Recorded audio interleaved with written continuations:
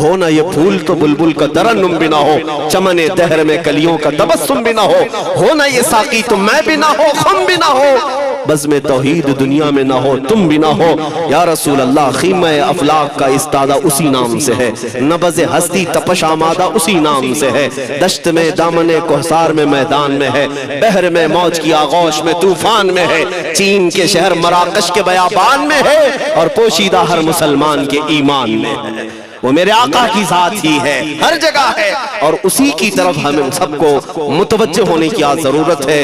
طاقت کس کا نام ہے؟ میں نے شروع اسی بات سے کیا تھا، اسی پر ختم کرتا ہوں۔ طاقت و قوت صرف باڈی بنانے کو نہیں کہتے، طاقت و قوت صرف اور صرف کاجو بادام کھانے کو نہیں کہتے، طاقت و قوت اس کے اندر ہے جو دیکھنے کو اگرچہ کمزور لگتا ہو لیکن دشمنوں کے سینے اس کی یاد سے ہی آج بھی کھلبلی مچ جاتی ہو۔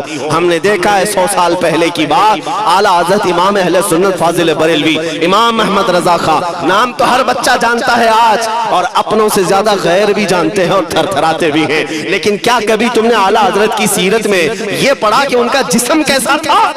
ان کا جسم کیسا تھا؟ بہت لئیم شئیم، چوڑے سینے والے، بڑے بال والے، اونچے چہرے والے؟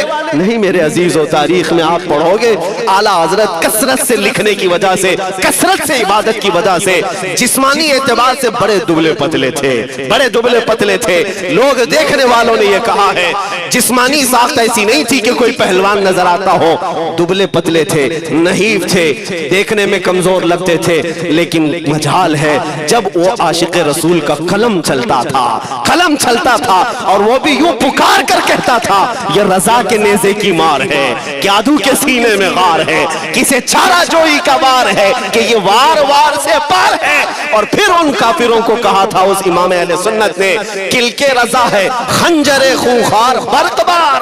یہ کوئی دعویٰ نہیں کر سکتا آج۔ کلک کس کو کہتے ہیں سمجھا بھی دیتا ہوں میں آپ کو، کلک رضا، اعلیٰ حضرت اپنے قلم کو کہہ رہے ہیں، کلک مطلب قلم، رضا کا قلم کیسا ہے؟ خنجر خونخوار برق بار، یعنی خون پینے والا خنجر اور چمک پیدا کرنے والی جو بجلی ہوتی ہے۔ اعلیٰ حضرت بڑے نرم دل بھی تھے، رحم دل بھی تھے، اپنوں کو جب نوازتے تھے تو بے حساب نوازتے تھے، عاجزی ایسی کہ بچوں سے بھی معافی مانگتے، عاجزی ایسی، اور اپنے پیر خانے پر جانے کی بات آئے تو چپلیں کتنی دور چھوڑ جائے، غرور و گھمنڈ کی بات نہیں، لیکن جب میرے مصطفیٰ کے دشمنوں سے مقابل کی بات آتی تو یوں کہتے، تم کیا سمجھتے ہو؟ کلک رضا ہے خنجر خونخوار برق بار، عادات سے کہہ دو خیر منائے نہ شر کرے۔ یہ بات ایمان کے تقاضے کی ہے۔ میں آج ہر عالم سے منبر پر بیٹھے ہوئے اور ہر مومن سے یہی کہنا چاہتا ہوں، جو میرے مصطفیٰ کی عزت کی بات آئے سر چڑھ کر بولنا سیکھ جاؤ۔ میرے آقا نے فرمایا ہے ظالم اور جابر بادشاہ کے سامنے حق بات کا اعلان کرنا سب سے افضل جہاد، اور یہ تو کر ہی سکتے ہو۔ ان پاکھنڈیوں کو لفظ جہاد سے بھی ڈر لگتا ہے اور لفظ جہاد پر ہی بڑا پروپیگنڈا کرتے ہیں، مجھے اس بات کا کوئی خوف نہیں۔ ہاں لوگ یہ کہتے ہیں مولانا جہاد کے لفظ پر تھوڑا سائیڈ ہو کر کے بات کر لیتے ہیں، تم بزدل کیوں بنے جا رہے ہو؟ لفظ جہاد ایک پاکیزہ لفظ ہے، مقدس لفظ ہے، اس لفظ کو اگر نکال دیا تو میرے آقا کی آدھی سیرت ختم ہو جائے گی۔ کیسے بتاؤ گے نبی پاک کی سیرت؟ بدر کو کیا کہو گے؟ تکرار ہوئی تھی، خندق، احد، تبوک، خیبر، طائف، یہ سب کو کیا کہو گے؟ تکرار ہوئی تھی۔ جہاد لفظ ہے، سیلف ڈیفنس کا نام ہے، اتنا حق تو ہر ایک کو ہے میرے عزیزو، لیکن یہ تو آج میں یہ بات بھی نہیں کر رہا ہوں تم کو تلوار اٹھاؤ، بندوق اٹھاؤ، گولی مارو، بندوق سے لو، یہ سب باتیں تو ہم کرتے بھی نہیں، ہمیں ضرورت بھی نہیں، لیکن ہمیں پتہ ہے ہمارے الفاظ ہی کافی ہیں۔